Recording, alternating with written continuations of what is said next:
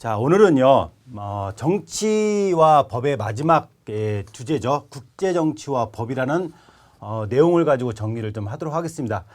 우리 시험 문제는 한 문제가 출제되고 있고요. 앞으로도 한 문제가 출제됩니다. 그래서 국제정치 그리고 국제법과 관련된 내용들을 정리하는 그런 시간을 잡도록 하겠습니다. 자, 우리 국제정치와 법에서 첫 번째 우리가 배울 것은 국제사회의 발달을 배울 거고요. 두 번째 우리가 정리할 것은 국제관계와 국제기구에 대한 내용을 정리하고요. 세 번째는 국제관계의 변화와 우리나라의 국제관계가 어떻게 변하고 있는지, 우리나라의 위상이 어떻게 되는지 그런 내용을 가지고 정리를 하도록 하겠습니다. 자, 첫 번째는요. 국제사회의 발달이죠. 자, 국제사회의 발달. 자, 국제사회가 과연 언제부터 등장을 했느냐.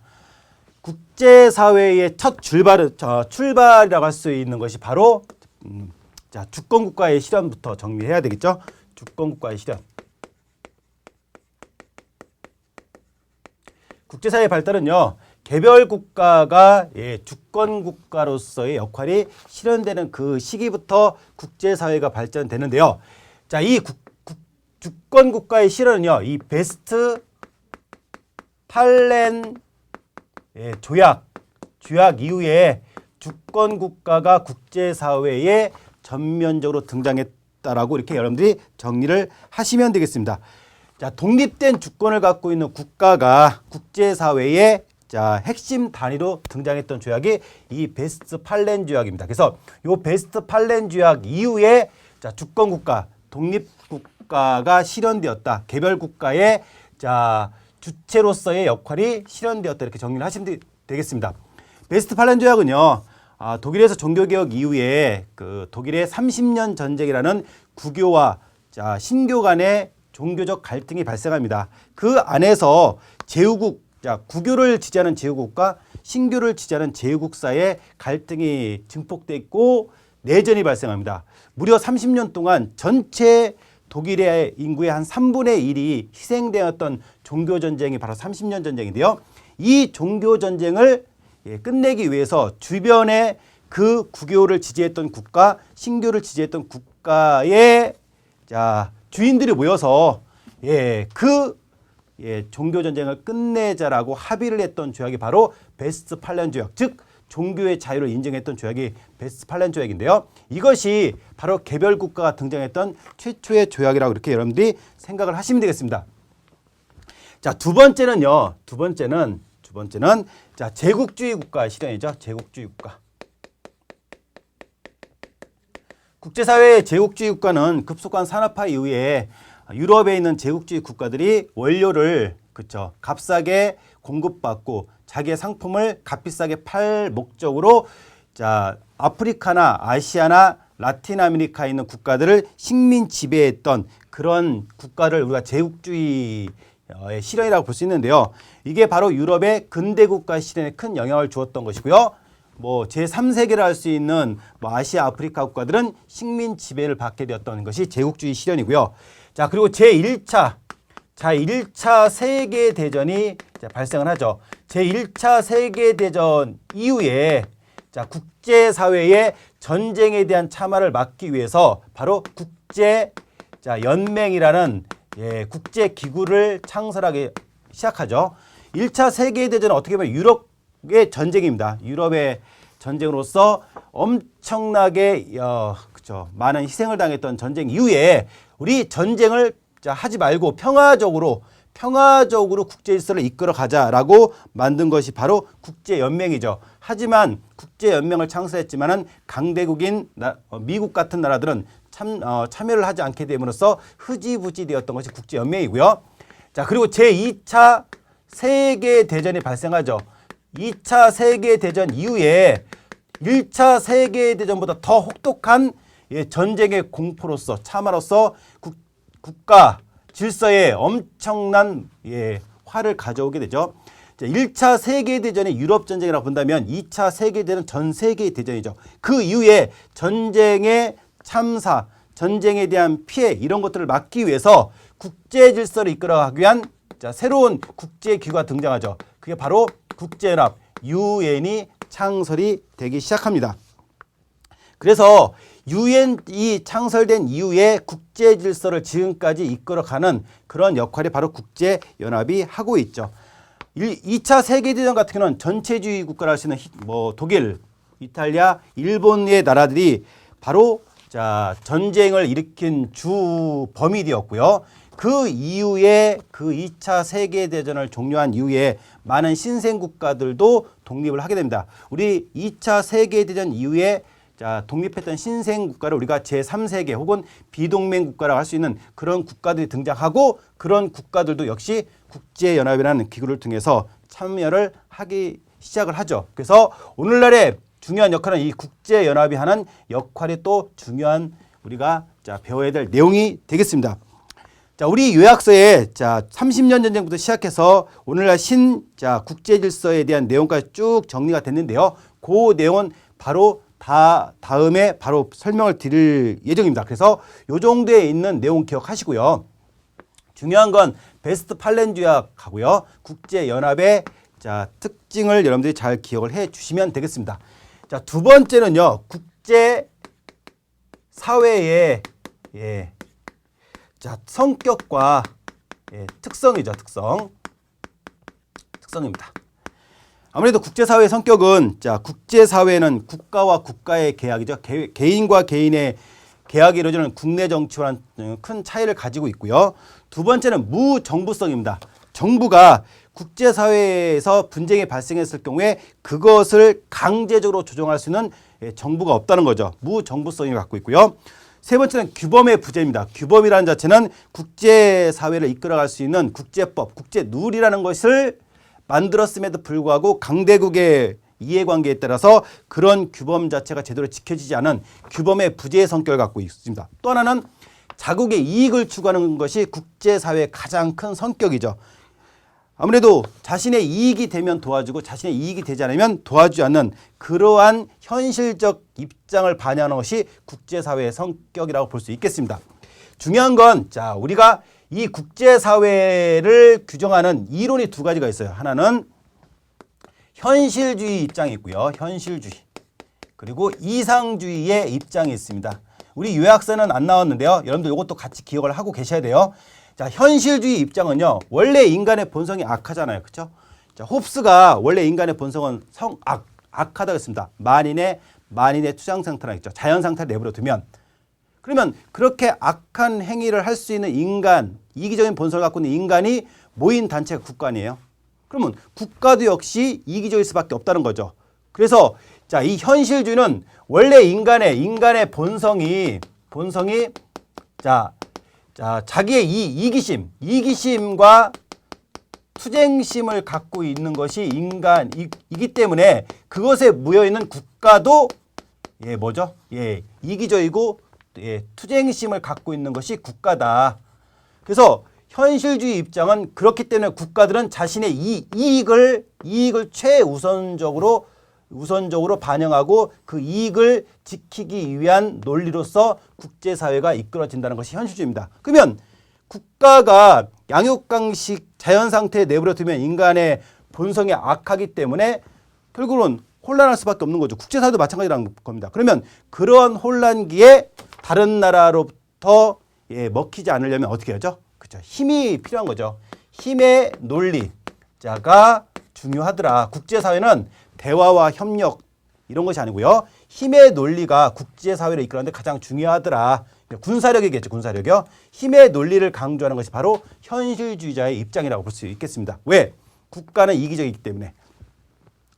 그 대신 이 이상주의는 원래 인간의 본성은 선하다는 겁니다. 선함. 또 이성을 신뢰를 합니다. 원래 인간의 본성에 이성을 신뢰를 하기 때문에 역시 국가와 국가의 관계도 본성이 선한 인간에 모여 있는데 국가도 당연히 선할 수밖에 없겠고 이성을 가지고 있는 거 아니겠어요? 그러면 전쟁, 테러 이런 것들은 나쁜 거잖아요. 그럼 그거 하지 말아야죠. 서로가 회피하려고 하죠. 그래서 국가와 국가 간에 바로 국제법 혹은 국제기구를 만들어서 이 국제법과 국제기구를 통해서 상호 대화와 타협을 통해서 국제적인 갈등을 충분하게 해결할 수 있다고 보는 관점이 바로 이상주의자의 관점이 되겠습니다. 자, 그럼 현실주의자는 힘의 논리를 강조하고 있죠. 그럼 모든 것들이 다 힘의 논리로 해결되느냐? 아니죠. 오늘날 뭐 국제연합처럼 국제기구에 의해서 그런 문제를 해결할 수 있다는 것을 현실주의자는 무시하고 있다는 것이고요. 이상주의는 그러면 모든 것들은 다 국제법이나 국제기구를 통해서 모든 문제가 다 해결될 수 있느냐? 그렇다고 한다면 현실에서 뭐 전쟁이나 테러나 이런 것들이 없어야 되잖아요. 하지만 실제로 그게 존재하고 있다는 것이죠. 그래서 그런 것들이 현실주의, 이상주의의 단점이 된다. 그래서 현실주의와 이상주의자의 주장을 여러분들이 잘 정리를 해놓고 가셔야 되겠습니다. 자, 국제사회가 유지될 수 있는 이유는 아무래도 이제 공동체적 연대감이 공유되고 있고요. 또 하나는 국제사회의 규범과 제도의 작정을 위한 협력이 확대되고 있다는 겁니다. 인류의 평화와 안전을 위해서 그렇죠. 조약이나 관습 같은 걸 만들어서 공동의 규범을 마련하고 그걸 통해서 그 룰을 지키려는 노력들을 하고 있더라 오늘날. 자, 그 정도 정리하시고요. 자, 세 번째는요. 자, 국제 사회의 행위 주체입니다. 주체. 행위 주체. 국제 사회를 이끌어가는 데 있어 행위 주체는 당연히 기본적으로 누굴까요? 국가죠, 국가. 국가 개별 주권 국가가 기본 단위가 되는 거죠. 그렇죠? 좋습니다. 그래서 주권 평등의 원칙에 의해서 평등한 주체로 인정이 되고 있더라. 그렇죠? 평등한 주체로 인정이 되고 있더라. 그러나 현실은 그렇지 않더라. 어떤 입장이죠? 현실주의 입장에서는 현실은 그렇지 않더라. 됐습니다. 자, 그리고 초국가적 행위체가 있는데요. 초국가적 행위체. 자, 국가를 뛰어넘는 행위체들이 있죠. 아무래도 국가와 국가 사이의 국제사회의 행위 주체의 핵심은 국가지만요. 또 초국가적 행위체들이 국제사회에서 많은 역할들을 하고 있죠. 그중에서 우리 정부 간의 기구가 있고요. 자, 그리고요. 우리 비정부 간의 기구가 있고요. 그리고 뭐 다국적 기업이 있겠습니다. 자, 우리 정부 간의 기구 같은 경우는 뭐 국제연합, IMF 국제연합, 뭐 통화기금, 세계은행, 세계무역기구, EU 이런 것들은 정부와 정부 간의 기구라고 볼 수 있고요. 비정부 간의 기구가 있죠. 자, 우리가 이거를 NGO라고 하는데요. 대표적인 것이 뭐 그린피스라든가 뭐 국경농 의사회라든가 아니면은 뭐 국제 엠네스티 뭐 이런 것들이 대부분 다 비정부 기구, 비정부 간의 기구라고 볼 수 있고요.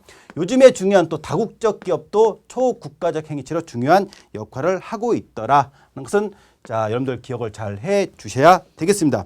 그 밖에 국가 내부적 행위체도 있습니다. 뭐 지역 정부라든가 뭐 소수 인종, 소수 민족, 뭐 각종 사회 세력도 있을 것이고요.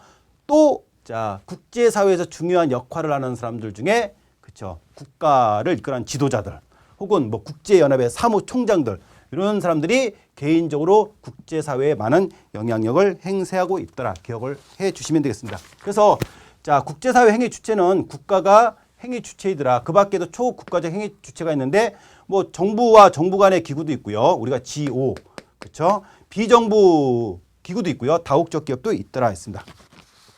자, 첫 번째 국제사회의 발달에서 중요한 거는요. 주권국가가 언제 실현됐느냐 그리고 국제사회 성격을 자, 현실주의와 이상주의로 나눠서 여러분들이 자, 정리를 해 주시면 되겠습니다. 두 번째는요. 자, 국제관계와 국제기구가 되겠습니다. 기구. 자, 첫 번째 국제법인데요. 국제법. 자, 국제법의 자, 종류를 우리가 정리해야 되는데요. 자, 국제법의 종류는 크게 자, 첫 번째 조약이라는 게 있죠. 조약. 두 번째는요. 자, 국제관습법이 있습니다. 국제관습법. 자, 세 번째는요. 우리 자, 법의 일반 원칙, 신의 성실의 원칙이 있는데 일반 원칙. 자, 가장 중요한 건 이 조약이죠. 조약. 자, 조약은요. 국가 간에 명시된 자, 합의죠. 합의. 그래서 문서 형식으로 해서 국제법의 주체 간에 맺어진 합의가 되고요. 조약을 체결한 당사자국만 구속이 되는 것이죠. 예를 들어서 우리나라와 미국 간의 한미 그쵸 상호 방위 조약을 맺었다. 그러면 두 나라에 국한된 거죠. 우리나라와 뭐 미국의 뭐 FTA를 체결했다. 자유무역 협정이죠. 체결했다. 두 나라만 구속하는 것이죠. 그게 국가 간의 명시적 합의로 이루어진 조약이라고 보시면 되겠습니다. 조약을 두 당사국의 합의를 했다 해서 조약 자체가 인정이 되는 건 아니고요. 우리나라에서는 국회의 비준 동의를 받아야 된다는 것도 여러분들 기억을 해 주시고요. 국제관습법이라는 게 있습니다. 국제관습법은 국제사회에서 그냥 묵시적으로 암시적으로 합의가 된 것들이 있죠. 예를 들면 뭐 외교관의 면책특고, 그다음에 포로의 인도적 대우, 그다음에 내정 불간섭 이런 것들은 국제사회의 암시적 합의에 의해서 이루어진 것을 국제관습법이라고 할 수 있습니다. 오랜 관행을 통해서 만들어진 하나의 원칙이라고 보시고요. 법의 일반 원칙은 뭐 상식선에서 우리가 공통적으로 인정되는 원칙들이 있잖아요. 그렇죠? 신의 성실의 원칙, 뭐 권리 남용의 원칙, 이것이 바로 법의 일반 원칙이 되겠습니다. 자, 두 번째 우리가 정리할 것은요. 뭐 국제법의 종류를 배웠으니까 국내법과 국제법의 관계도 한번 정리를 해야 되겠죠. 국내법은 뭐 국내에서만 적용되는 것이고요. 입법부가 제정의 주체가 되겠죠. 그래서 그 만든 법에 의해서 행정부가 집행을 하고 사법부가 적용을 하는 거죠. 국제법이라는 것은 국가와 국가 간의 합의에 의해서 만들어진 것이죠. 자, 합의된 내용을 이행할 중앙 정부는 없습니다. 그리고요, 국제사법재판소에 중재할 수도 있지만요, 강제 상황은 가지고 있지 않다라는 것도 참고로 여러분들 기억을 해 주시고요. 자, 두 번째는 국제연합에 대한 내용을 정리하겠습니다. 자, 국제연합으로 갈게요. 자, 국제연합, 유엔이 하는 역할이 어떤 역할을 갖고 있느냐입니다. 국제연합.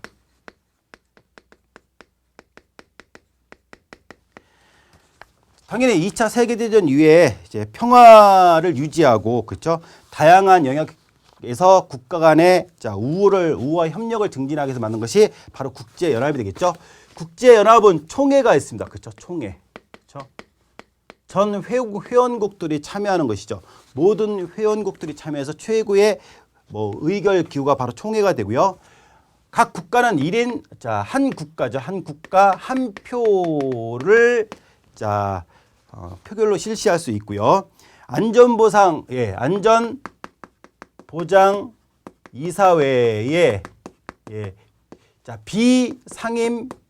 비상임 이사국을 선출을 합니다. 그리고요, 회원국들의 어떤 가입도 승인하는 역할이 바로 총회죠. 자, 그리고요, 더 중요한 건 안전보장이사회가 가장 중요하죠. 이 안전보장이사회는 국제정치에 있어서 현실주의 입장을 반영하고 있다. 이렇게 여러분들 기억을 하셔야 되겠습니다. 이 안전보장이사회는요, 크게 상임이사국이 있고요. 상임이사국.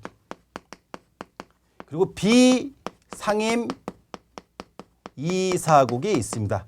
상임 이사국은 5개 국가로 이루어져 있고요. 비상임 국가는 10개 국가로 이루어져 있습니다. 자, 상임은 항상 그쵸? 안전보장 이사회의 이사국이고요. 비상임 이사국은 그쵸? 임기제로 이루어지고 있습니다. 자, 의사결정은요, 15개 국가 중에서 9국가가 찬성을 하면 그 안건이 통과가 되고요. 총회로 상정이 됩니다. 그런데 중요한 건요, 요 상임 이사국이 중요하죠. 자, 상임 이사국이 바로 미국, 그 다음에 러시아, 프랑스, 영국, 중국, 요 5개 국가가 상임 이사국인데요. 15개 국가 참여해서 9국이 이상의 찬성을 하더라도 상임 이사국의 한 국가가 거부권을 행사하면 이 안건은 통과가 되지 않습니다. 다시요. 상임 이사국 중에 요 5개 나라 중에 한 국가라도 9국 이상의 찬성이 됐음에도 불구하고 그 안에 한 나라라도 반대를 하게 되면 거부권 행사로 인해서 안전보장이사회의 의사가 결정이 되지 않습니다. 결국 어떤 입장이죠? 강대국의 논리, 현실주의 입장이 반영된 것이 바로 이 안전보장이사회의 가장 큰 특징이다. 이렇게 여러분들이 기억을 해 주셔야 되겠습니다. 자, 거부권을 갖고 있죠. 5개 나라가. 자, 됐습니다. 그래서 현실주의 입장이 반영되고 있다. 이렇게 기억을 하시고요. 자, 국제연합의 한계가 있겠죠. 아무래도 국제연합을 이끌어가려면 뭐가 필요하죠? 재정적인 부담이 상당히 많이 필요한데 그 재정 분담을 제대로 이루어지지 않고 있는 문제들을, 또 상임이사국의 거부권 남용으로 인해서 의사결정이 지연되는 문제들, 또 중요한 국제 문제에 대해서 실질적인 영향력이 떨어진다는 것이 국제연합의 가장 큰 한계점이 되겠습니다. 세 번째는요, 국제사법재판소입니다. 국제사법재판소. 분쟁이 국가와 국가 간의 분쟁이 발생했을 경우에 그것을 법적으로 해결하는 것이 국제사법재판소인데요. 자, 국제연합총회와 안전보장이사회에 선출한 15명의 법관으로 구성이 되어 있습니다. 자, 하지만은 국가가 분쟁 당사자가 아니거나 법적 분쟁이 아닌 국제적 분쟁에 대해서는 관할이 좀 어렵고요. 일반적으로 강제적 권한이, 자, 강제적 권한이 없다는 것이 가장 큰 한계점이요. 분쟁 당사국이 있어요. A국과 B국이 있는데요. A국은 분쟁을 국제사법재판소에 제소했습니다. 근데 B가 그것을 응대를 안 해요. 그러면 재판의 자체가 이루어지지 않는 그러한 한계점을 갖고 있다는 겁니다. 그래서 한쪽 당사자가 불복했을 경우에는 그것에 대한 제재 수단이 미비하다는 것이 국제사법재판소의 가장 큰 한계점이다. 이렇게 정리하시고요. 이 안전보장이사회와 관련된 내용만 여러분들이 잘 정리를 해 주시면 되겠습니다. 자, 세 번째는요, 국제관계의 변화입니다. 자, 국제관계의 변화와 우리나라의 국제관계인데요.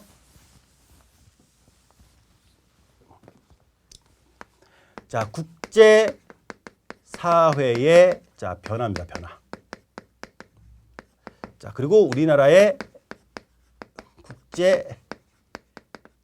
국제관계.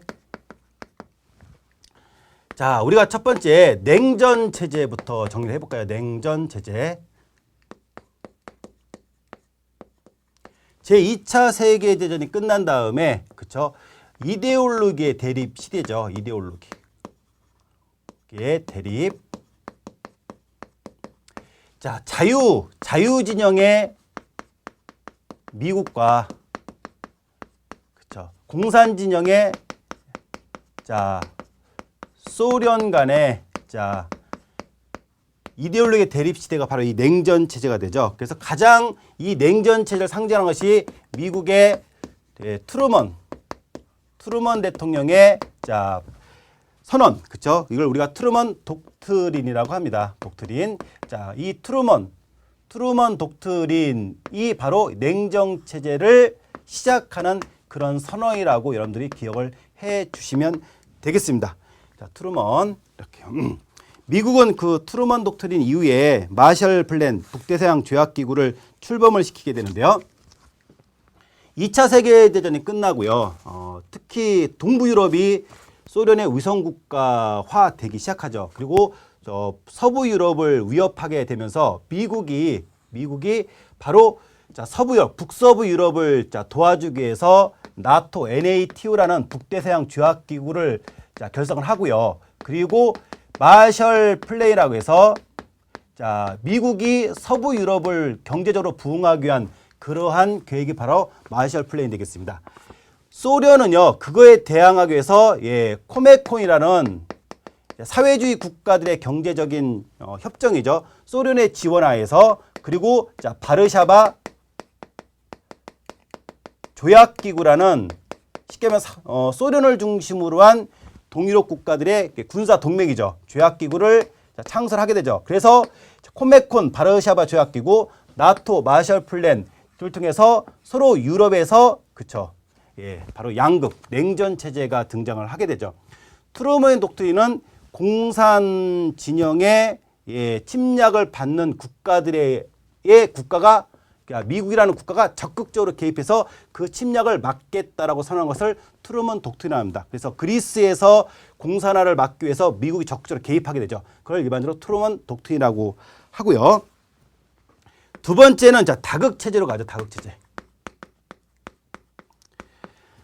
1960년대 후반으로 가면서 이제 베트남 전쟁에 미국이 참전을 하게 되죠. 근데 그 베트남 전쟁에서 미국이 결국에는 전쟁에서 패하게 되면서 미국이 그 베트남 전쟁을 빠져나오기 위해서 중국과 핑퐁 외교를 하게 되죠. 그러면서 미국 대통령 닉슨 독트린을 선언을 합니다. 닉슨 선언에서 더 이상 아시아에 있는 주권 국가들에게 자, 미국은 간섭하지 않겠다. 내정에 간섭하지 않겠다는 닉슨 독트린을 발표를 하게 되죠. 자, 그리고요. 1945년 이후 특히 1960년 들어가면서 자, 제3세계가 새로운 자, 국제 정치의 주역으로 떠오르기 시작합니다. 이걸 우리가 비동맹 국가라고 하는데요. 우리는 미국 편도 아니고 소련 편도 아니다라는 제3세계의 국가의 출현. 그러니까 자, 극이 두 개였는데 여러 극으로 바뀌게 되죠. 또한 소련 공산 진영에서는 중국이 성장을 하게 되고요. 자, 미국 진영에서는 독일이나 일본이 성장하게 되면서 다양한 국제사회의 정치 주체들이 등장을 했던 것을 우리가 다극체제라고 하죠. 그래서 자, 이 시기를 우리가 대탕트, 화해의 시대다라고 하는 그런 의미를 쓰게 됐던 것이 바로 다극체제라고 보시면 되겠습니다. 1960년대 후반에 나타났던 체제가 다극체제고요. 자, 세 번째는 냉전의 종식이죠. 냉전의 한 축을 담당했던 소련이 붕괴가 되면서 야, 오늘날은 자, 단극적 다극체제다. 다극체제로 전환되었던 것이 바로 냉전의 종식이라고 보시면 되겠습니다.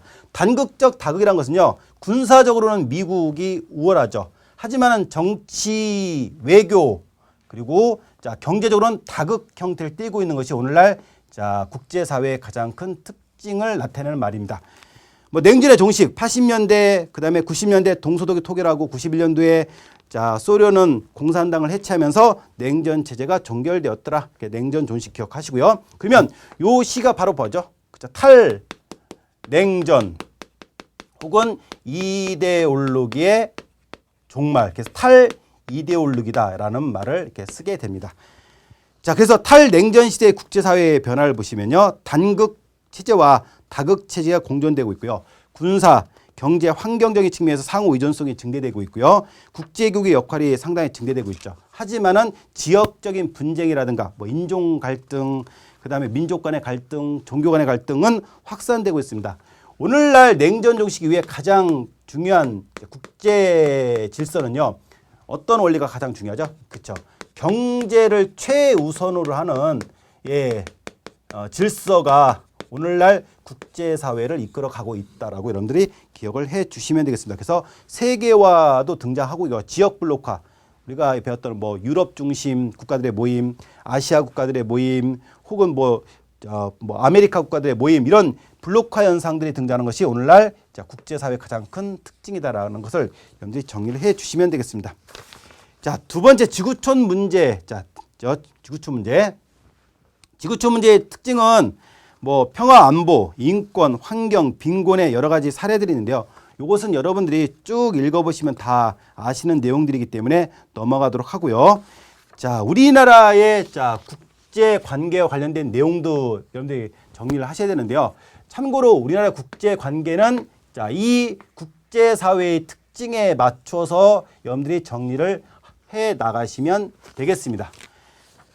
자, 국제 정치와 법에 대한 내용을 전반적으로 다 끝냈는데요. 국제사회가 어떻게 발전을 했는지에 대한 내용을 여러분들 잘 기억하시고요. 현실주의와 이상주의 입장도 기억하시고요. 국제관계와 국제기구에서는 국제연합에서 안전보장이사와 관련된 내용 정리하시고요. 그리고 자, 국제기구에 있어서 중요한 건 초국가적 행위 주체도 있더라는 것 정리하시면 되겠습니다.